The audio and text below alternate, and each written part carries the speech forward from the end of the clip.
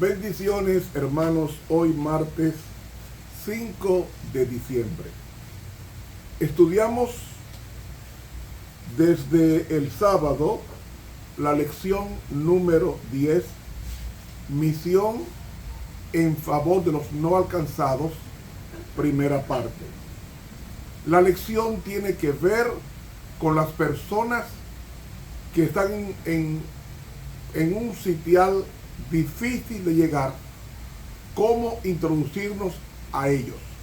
El texto para memorizar dice: el Dios que hizo el mundo y todo lo que hay en él, que es Señor del cielo y de la tierra, no habita en templos hechos por manos humanas. Hechos 17:24. Amoroso Padre que estás en los cielos, la metodología del apóstol Pablo queremos aplicarla igualmente la de Jesús para llegar a las almas que perecen. Danos tacto para hablar de tu camino, porque en tu nombre te lo pedimos. Amén. Para hoy martes, Pablo y el Dios desconocido. Hermanos, lo que voy a decir podría sonar fuerte, duro, áspero, pero es la realidad.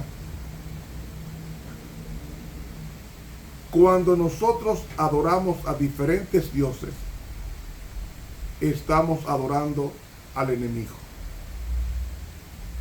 Al enemigo. Porque Dios es uno.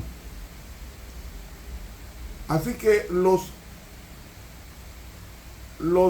atenienses adoraban a múltiples dioses, y para que no hubiera error en olvidar uno, adoraron al Dios desconocido. Ese Dios desconocido lo menciona el apóstol Pablo en Hechos 17, 22 y 23, que dice: estando pues Pablo en medio del Areópago, dijo: varones atenienses, en todo os veo como más supersticiosos, porque pasando y mirando vuestros santuarios, hallé también un altar en el cual estaba esta inscripción: al Dios no conocido. Aquel pues que vosotros honráis sin conocerle, a este os anuncio yo. Bien, si el apóstol Pablo hubiese atacado las creencias de los epicúreos, de los estoicos, de los atenienses que creían en la inmortalidad del alma, Pablo hubiese sido lapidado por la multitud. Pero para llevar el mensaje hay que tener tacto, mucho tacto, para no malograr el propósito de Dios con relación a la ganancia de las almas. Yo recuerdo que mi madre estaba internada en el hospital. Había sufrido una tremenda quemadura en el vehículo. Mi mamá era altagraciana. En mi país, la patrona del país se llama la Virgen de la Altagracia y tiene una famosa basílica en la parte este del país llamada la Basílica de Higüey. Higüey es una provincia o municipio del Ceibo. Pues allí, cada 21 de enero, concitan la gran cantidad de adoradores a la Virgen de Altagracia, que es otra nomenclatura para la Virgen María. Y se hacen cosas allí tremendas, y el país tiene como protectora Nuestra Señora de la Altagracia. Mi mamá iba a un iba a visitar en un peregrinaje a la Virgen de la Altagracia. Mi mamá era altagraciana. Yo me llamo Ramón Altagracia en honor a la Virgen de la Altagracia. Y mi mamá iba con mi papá camino a Higüey en un autobús. ¿Qué sucede? El autobús se dañó en el camino y el chofer, en una forma imprudente, baja y se pone debajo del vehículo a ver con una vela dónde estaba el problema. Claro, lo lógico es que si hay una vela encendida donde hay aceite y donde hay gasolina, lo lógico es que inmediatamente explote el vehículo, y eso fue lo que pasó. Mientras el chofer estaba revisando debajo de él el daño, ahí mismo hubo una explosión de la combustión del vehículo y se llenó de fuego el vehículo. Mi mamá, junto a otras personas más que estaban en el peregrinaje, salió como una tea encendida. Y mi papá, que la alcanza a ver, logró sacarla por la ventana y le puso un traje de lana para apagarla, porque mi mamá estaba como una tea y se quemó la gran parte del cuerpo. Pues en esas condiciones mi mamá estuvo internada en un hospital militar por un año boca abajo, porque no podía moverse ni valerse. Era un trabajo tremendo de los médicos durante un año, toda esa quemadura, que no es como ahora que hay más facilidad de corregir que antes. Pues en esas condiciones mi mamá estaba boca abajo. Yo no había nacido, mi mamá no estaba embarazada todavía de mí, de mi papá, pero los domingos de 2 a 4 de la tarde iban unos hermanos evangélicos a predicarle a mamá. Mamá, como era altagraciana, tenía una imagen de la Virgen de la Altagracia pegada a la pared del hospital. Cuando los evangélicos iban, le decían a mamá: doña, quite eso de ahí, que eso es el diablo. Oiga, quite eso de ahí porque eso es el diablo. Mamá inmediatamente los reprendía y le decía: a mí no me hablen de mi Virgen. Si es así, aquí no me prediquen nada, se me van de la sala. Y ellos tuvieron que irse de la sala porque no tuvieron tacto, el tacto que tuvo Pablo cuando predica en Atenas sobre el Dios desconocido. ¿Qué yo pretendo decir con esto? Hermanos,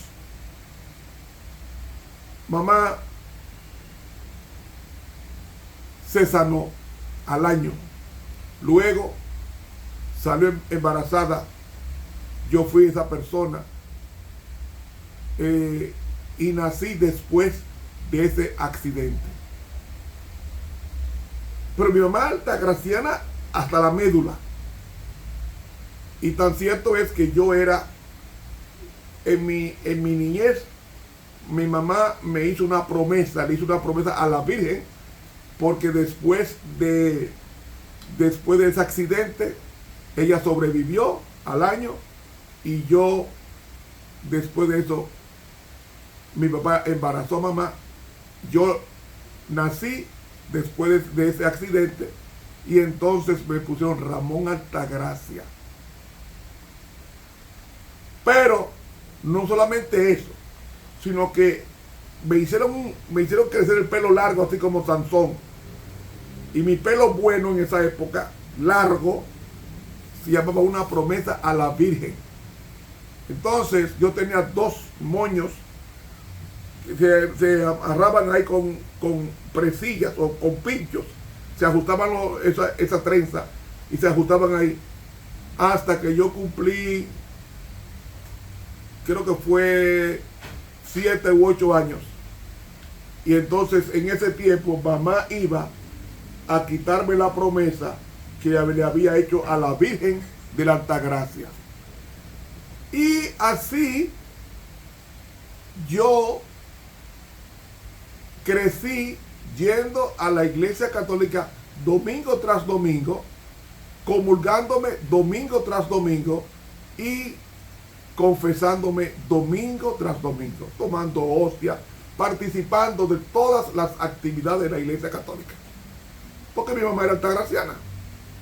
Amigo, llegó el momento en mi adolescencia que conocí al Señor y me entregué, me bauticé en esta iglesia.